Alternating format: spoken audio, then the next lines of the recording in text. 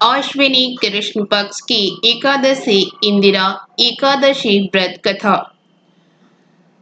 धर्मराज युधिष्ठिर कहने लगे, भगवान अश्विनी कृष्ण पक्ष की एकादशी का क्या नाम है, उसकी विधि और फल क्या है, सो कृपा करके कहिए। श्री कृष्ण कहने लगे, इस एकादशी का नाम इंदिरा एकादशी है। यह एकादशी पापों को नष्ट करने वाली तथा पितरों को अधोगति से मुक्ति दिलाने वाली है। हे राजन, ध्यान पूर्वक इसकी कथा सुनो। इसके सुनने मात्र से वाजपेय यज्ञ का फल प्राप्त होता है। पहले सतयुग के समय में महिष्मति नाम की नगरी में इंद्रसेन नाम का एक प्रतापी राजा धर्म पूर्वक अपनी प्रजा का पालन करते हुए शासन करता था। वह राजा पुत्र पौत्र और धन धान्य से संपन्न तथा विष्णु का परम भक्त था। एक दिन जब राजा सुखपूर्वक अपनी सभा में बैठा था तो आकाश मार्ग से महर्षि नारद उतरकर उसकी सभा में आए। राजा को देखते ही हाथ जोड़कर खड़ा हो गया और विधि पूर्वक आसन व अर्घ्य दिया। सुख से बैठकर मुनि ने राजा से पूछा, हे राजन, आपके सातों अंग कुशल पूर्वक तो हैं, तुम्हारी बुद्धि धर्म में और तुम्हारा मन विष्णु भक्ति में तो रहता है। देवर्षि नारद की ऐसी बात सुनकर राजा ने कहा, हे महर्षि, आपकी कृपा से मेरे राज्य में सब कुशल हैं तथा मेरे यहाँ यज्ञ कर्मादि सुकृत हो रहे हैं। आप कृपा करके अपने आगमन का कारण कहिए। तब ऋषि कहने लगे, राजन, आप आश्चर्य देने वाले मेरे वचनों को सुनो। मैं एक समय ब्रह्मलोक से यमलोक को गया। वहां श्रद्धा पूर्वक यमराज से पूजित होकर मैंने धर्मशील और सत्यवान धर्मराज की प्रशंसा की। उसी यमराज की सभा में महान ज्ञानी और धर्मात्मा तुम्हारे पिता को एकादशी का व्रत भंग होने के कारण देखा।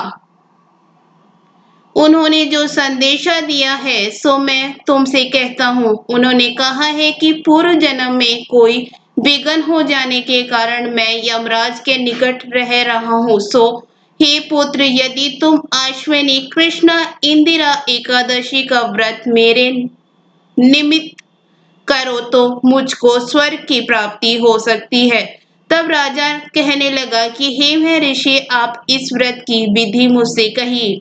नारद जी कहने लगे, हे राजन, आश्विन माह की कृष्ण पक्ष की दशमी के दिन प्रातः काल श्रद्धा पूर्वक स्नान आदि से निर्वृत होकर पुनः दोपहर को भी नदी आदि में जाकर स्नान करें। फिर श्रद्धा पूर्वक पितरों का श्राद्ध करें और एक बार भोजन करें तथा भूमि में शयन करें।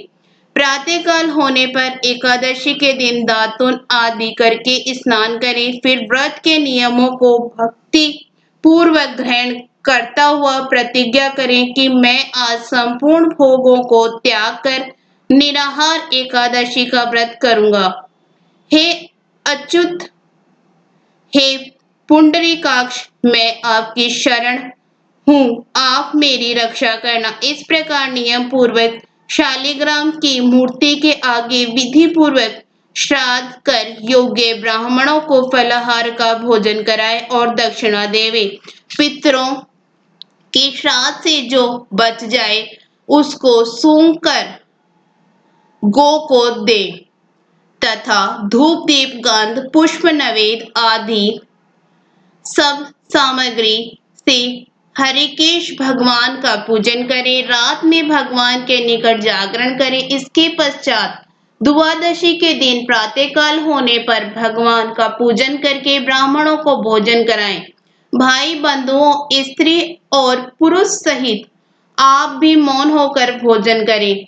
नारद जी कहने लगे, हे राजन, इस विधि से यदि तुम आलस्य रहित होकर इस एकादशी के व्रत को करोगे तो तुम्हारे पिता अवश्य ही स्वर्लोक को जाएंगे। इस प्रकार उपदेश देकर नारद जी अंतर्ध्यान हो गए।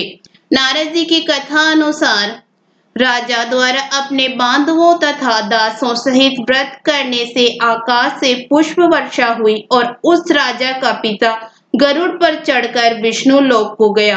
राजा इंद्रसेन भी एकादशी के व्रत के प्रभाव से निष्कंटक राज करके अंत समय में अपने पुत्र को सिंहासन पर बैठाकर स्वर्गलोक को गया। हे युधिष्ठिर, यह इंदिरा एकादशी के व्रत का महात्म मैंने तुमसे कहा। इसके पढ़ने या सुनने से मनुष्य सब पापों से छूट जाते हैं और सब प्रकार के भोगों को भोग कर वैकुंठ को प्राप्त होते हैं।